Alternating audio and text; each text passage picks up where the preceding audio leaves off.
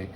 उसके बाद हमारे पास क्या आया, हमारे पास हमारा रिसीट एंड पेमेंट अकाउंट क्या हो गया, खत्म हो गया। रिसीट एंड पेमेंट में से हमने अभी कोई एंट्री नहीं देखनी क्योंकि सारी एंट्रीज हमने ऑलरेडी देख रखी हैं। उसके बाद आएंगे हम नीचे हमारी एडजस्टमेंट में। इन्होंने क्या दिया हुआ है, insurance premium was paid for insurance taken with effect from. अगर आपको WEF दिया हुआ है, इसका मतलब होता है कि इस डेट से ये शुरू हो रहा है, विद इफेक्ट फ्रॉम 1 जुलाई 2019। आपको एक छोटी सी बात और बताता हूं कि इंश्योरेंस जो भी आप करवाते हो कम से कम 1 साल के लिए होता है। तो इसी वजह से 1 जुलाई से 30 जून तक हुआ, तो हमारा साल कब खत्म हो रहा है, 31 मार्च को। हमने 31 मार्च को हमारा साल खत्म कर दिया, लेकिन जो हमारा इंश्योरेंस है वो नेक्स्ट ईयर में जाकर खत्म होगा। अप्रैल मई जून 3 महीने ज़्यादा चलेगा। तो अगर 3 महीने ज़्यादा चलेगा तो हम इसे कौन सा खर्चा बोलते हैं, हमारा प्रीपेड एक्सपेंस। याद है आपको, +1 में आपने किया होगा प्रीपेड एक्सपेंस, जो हमने पहले ही पे कर दिया। नेक्स्ट ईयर का खर्चा हमने पहले ही पे किया, तो ये हमारा क्या बन गया, एसेट बन गया, क्योंकि हमने पे किया। अगर हमने रिसीव किया होता, एडवांस रिसीव किया होता, तो हम उसे लायबिलिटी बोलते। तो हमने इंश्योरेंस को 3 महीने का पहले ही पे कर दिया। इंश्योरेंस दिया कितना हुआ है हमें, टोटल 20,000। पूरे साल का कितना है, 20,000। तो इसे हम इंटू 3/12, क्योंकि 3 महीनों का एडवांस गया है, हम इसे सॉल्व करेंगे तो ये हमारा आ गया 5,000। तो प्रीपेड इंश्योरेंस कितना हो गया हमारे पास, प्रीपेड इंश्योरेंस कितना आ गया, 5,000। लो जी, पॉइंट नंबर फर्स्ट हमारा खत्म हो गया। उसके बाद आ गया point number second, interest on investment. हमने जो इन्वेस्टमेंट की थी उसका इंटरेस्ट 11,000, हमने ऊपर भी पढ़ा था कि हमें इंटरेस्ट ऑन इन्वेस्टमेंट मिला है 45,000, लेकिन यहां पर बोल रहे हैं वो 11,000 accrued but was not received. मतलब 11,000 हमारा लेने वाला पड़ा है, हमने पैसा कमा तो लिया लेकिन हमें मिला नहीं। अगर मिला नहीं तो ये आपके लिए क्या बन गया, आपकी एसेट्स बन गए। तो आप इसे भी कहां पर लिखोगे, एसेट साइड पर लिखोगे। क्या लिखोगे, एक्रूड इंटरेस्ट। ये सारे पॉइंट आप +1 में करके आए हो। अगर आपको याद नहीं है, आप कोई पॉइंट पूछना चाहते हो तो मुझे पर्सनली मैसेज कर सकते हो। और एक और चीज़ मैं आपको बता दूं कि कल से हमारे फ्री टेस्ट सीरीज मैंने स्टार्ट कर दी है। स्टूडेंट्स आए हैं, उनका थैंक यू, जो स्टूडेंट्स सीरीज ले रहे हैं, टेस्ट सीरीज ले रहे हैं। अगर आप में से भी कोई जुड़ना चाहता है तो आप मोबाइल ऐप डाउनलोड करके मेरे को मैसेज करो, उसमें मैं आपको एक फॉर्म भेजूंगा, आपको फॉर्म फिल करके देना है जस्ट, और कुछ नहीं करना। मैं आपको बैच में ऐड करूंगा और फ्री ऑफ कॉस्ट है। आपको ये चीज़ मैं बार बार बोल रहा हूँ, जो भी टेस्ट होंगे उसकी चेकिंग जो भी कुछ होगा वो सारा आपके लिए फ्री ऑफ कॉस्ट है। बस आपको मोबाइल ऐप डाउनलोड करके रखनी है जो हमारी इंस्टीट्यूट की है, ओमेगा स्टडी सेंटर की है। तो फिर भी अगर आपकी कोई क्वेरी है, कुछ भी है, आप मुझे व्हाट्सएप पर या कॉल कर सकते हो, मेरा नंबर आपके पास है। अगर नहीं भी है तो मैंने नीचे डिस्क्रिप्शन में दे दिया है, और डिस्क्रिप्शन में मैंने NPO, अगर आपने इससे पहले वाले कोई लेक्चर नहीं देखे, उनके लिंक भी दिए हैं, आप उसमें से कोई भी लेक्चर देख सकते हो। तो वापिस आते हैं हम अपने टॉपिक पर। तो एक्रूड इंटरेस्ट हमने 11,000 लिख लिया। उसके बाद हमें क्या दिया हुआ है, point number third, rent 6,000, salary 9,000, advertisement expense 10,000। Outstanding as on 31 मार्च 2020, 31 मार्च 2020 को ये तीनों की तीनों खर्चे हमारे आउटस्टैंडिंग पड़े हैं, मतलब हमारे पैसे देने वाले पड़े हैं। तो ये हमारी क्या बन गई, लाइबिलिटी बन गई। तो मैंने यहाँ पर लिखना है आउटस्टैंडिंग, क्या, रेंट कितना, 6,000। उसके बाद आ गया आउटस्टैंडिंग क्या, advertisement salary, sorry, outstanding salary कितनी, 9,000। उसके बाद advertisement expense 10,000। Outstanding advertisement, outstanding advertisement कितना, 10,000। तो ये आ गया हमारा पॉइंट नंबर थर्ड। तो सर हमारे 3 पॉइंट खत्म हो गए। उसके बाद हमने कौन सा पॉइंट लेना है, point number fourth, legacy donation is toward construction of library block. Already हम इसे कर चुके हैं कि जो हमें लीगेसी ऊपर दी हुई थी रिसीट एंड पेमेंट में, वो किसी खास काम के लिए है, इसी वजह से हमने उसे लाइबिलिटी साइड पर लिखना था। तो ये हो गई हमारी बैलेंस शीट। तो अब हमने क्या करना है, दोनों साइड्स का टोटल करना है। दोनों साइड्स का टोटल करने के बाद हमारा क्या आना चाहिए, बैलेंस इक्वल आना चाहिए, अदरवाइज हमारा आंसर गलत हो जाएगा। तो मैं आपके सामने भी रखता हूं, आप भी टोटल करो और मैं भी टोटल करता हूं। तो बेसिकली ये बन गया हमारा 1,80,000, 6,000, 186, 186, 195, 2,05,000। लेकिन 2,16,000 रुपये का तो इधर फर्नीचर ही पड़ा है। ये क्या हो गया, हमारा तो गलत हो गया। ये क्या गलत हुआ, आपको कुछ मिस लग रहा है इसमें भी? हमने कुछ छोड़ दिया। क्या छोड़ दिया हमने क्या छोड़ा, अकाउंटिंग इक्वेशन तो हमारी पूरी ही नहीं हुई। इक्वेशन क्या थी, asset is equal to liability plus capital fund, लेकिन हमने तो कैपिटल फंड लिखा ही नहीं। लेकिन सर क्वेश्चन में गिवन भी नहीं है, कैपिटल फंड हम लेके कहाँ से आएंगे? अगर आपके पास क्वेश्चन में गिवन ही नहीं है तो आप कैपिटल फंड कहाँ से लाओगे? तो आप क्या करोगे, आप कोशिश करोगे साल के शुरू की बैलेंस शीट बनाने में। मतलब हमारा ईयर जो खत्म हो रहा है वो हो रहा है बैलेंस शीट ऑन 31 मार्च 2020। तो हम कोशिश करते हैं कि अगर हमें बैलेंस शीट मिल जाए कौन सी, 2019 वाली। मतलब अगर आपको क्वेश्चन में कैपिटल फंड नहीं गिवन है तो आप इससे पहले वाले साल की बैलेंस शीट बनाओगे। लेकिन सर हमें डाटा तो इस साल का गिवन है, हम पिछले साल की बैलेंस शीट कैसे बना सकते हैं वो भी मैं आपको बताता हूँ।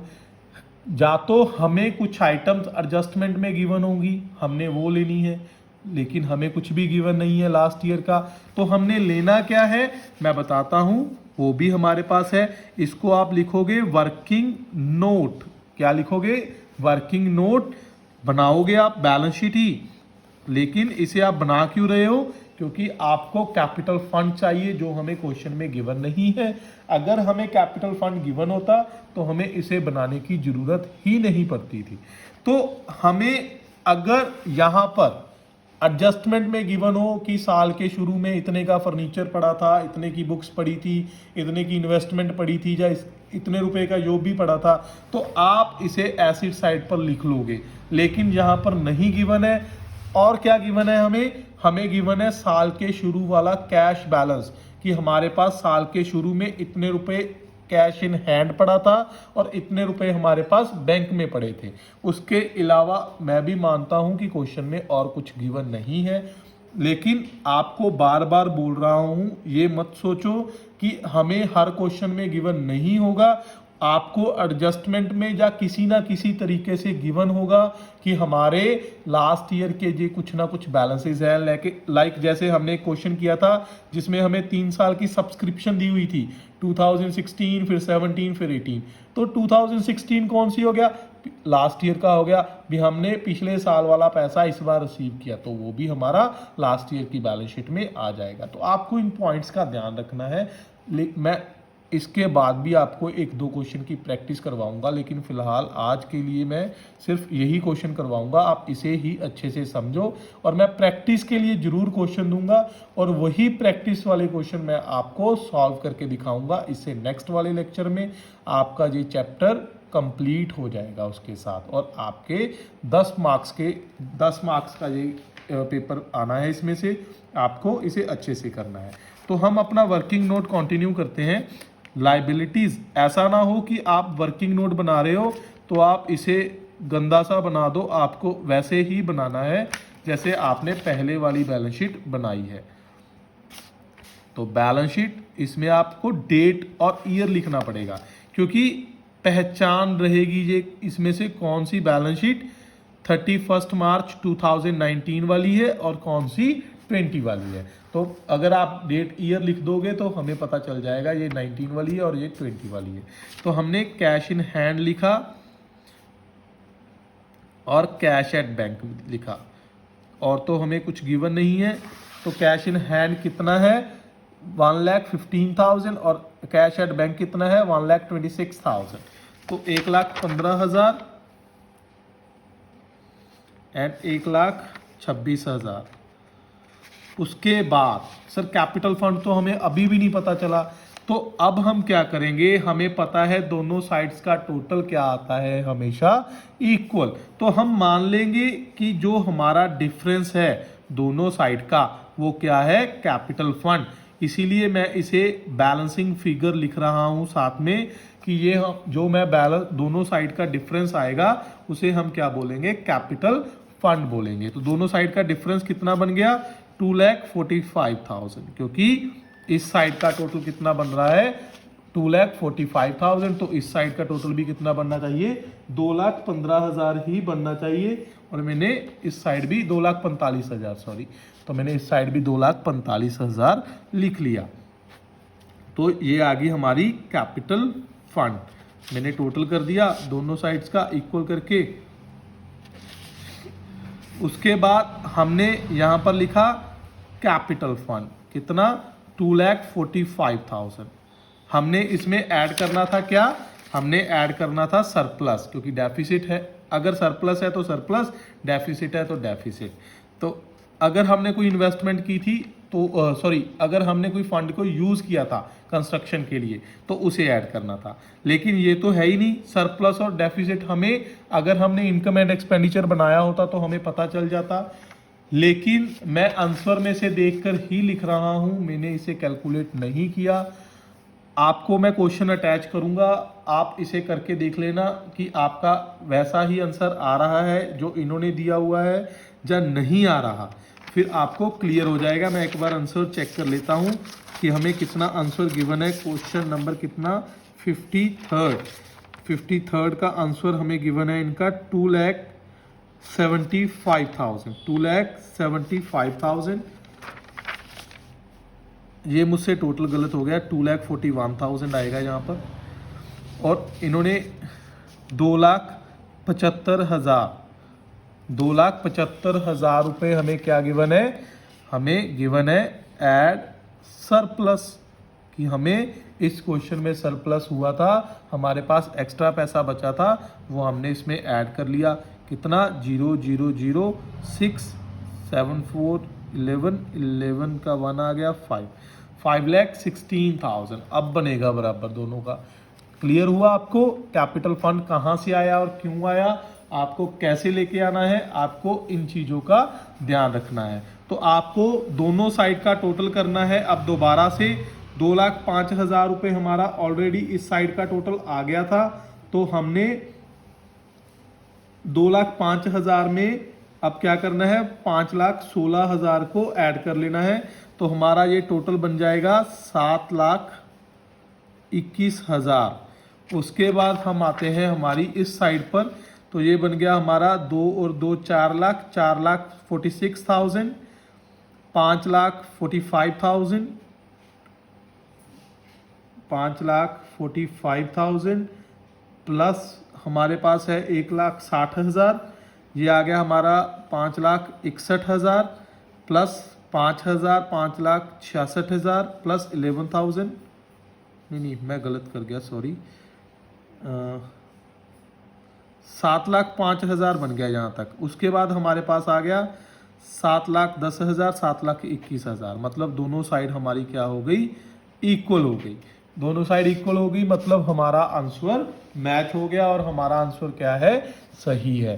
तो आपको पता चला कि बैलेंस शीट में आपको करना क्या है और छोटी छोटी बातों का कौन कौन सी का आपको ध्यान रखना है। बेसिकली आपको इन चीज़ों का ध्यान रखना है कि कौन सी आइटम आपको ओपनिंग बैलेंस शीट में लिखनी है और कौन सी आइटम आपको क्लोजिंग बैलेंस शीट में लिखनी है। दोनों बैलेंस शीट ही आपके लिए उतनी ही इम्पॉर्टेंट है जितनी मतलब दोनों एक की हेल्प से दूसरी बनेगी आपको इनकम एंड एक्सपेंडिचर के बाद बैलेंस शीट बनानी पड़ेगी। इनकम एंड एक्सपेंडिचर भी उतना ही जरूरी है। 10 मार्क्स का आपको टोटल एग्जाम आने वाला है इस चैप्टर में से। और ये आपका वैसे तो लास्ट लेक्चर है, लेकिन मैंने आपको बताया है कि मैं आपके लिए प्रैक्टिस का एक लेक्चर लेकर आऊँगा, वो भी आपको देखना है। और फिर भी अगर आपकी कोई क्वेरी है तो आप पूछ सकते हो, मैं बार बार बोल रहा हूँ। और टेस्ट सीरीज जो स्टूडेंट स्टार्ट करना चाहता है वो मेगा स्टडी सेंटर की ऐप डाउनलोड करो। काफ़ी बच्चे आ रहे हैं टेस्ट सीरीज में, +1 के लिए भी है और +2 के लिए भी है। Okay students, thank you. मिलते हैं हम नेक्स्ट क्लास में।